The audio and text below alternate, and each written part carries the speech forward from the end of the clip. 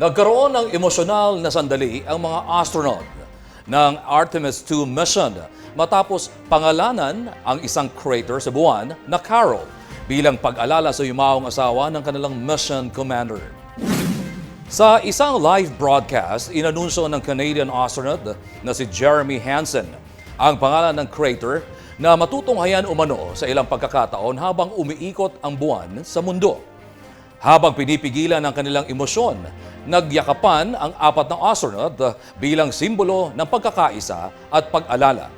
Bukod dito, pinangalanan din nila ang isa pang crater na Integrity na siya ring pangalan ng kanilang spacecraft. Ang Artemis II crew ang kauna-unahang mga tao na nakarating sa pinakamalayong distansya mula sa mundo bilang bahagi ng makasaysayang lunar flyby ng NASA na layong makita ang mga bahagi ng buwan na hindi pa nasilayan ng mata ng tao. Ang crater na Carol ay ipinangalan kay Carol Taylor Wiseman na pumanaw dahil sa cancer noong 2020. Mula noon, mag-isang pinalalaki ng Mission Commander Reed Wiseman ang kanilang dalawang anak.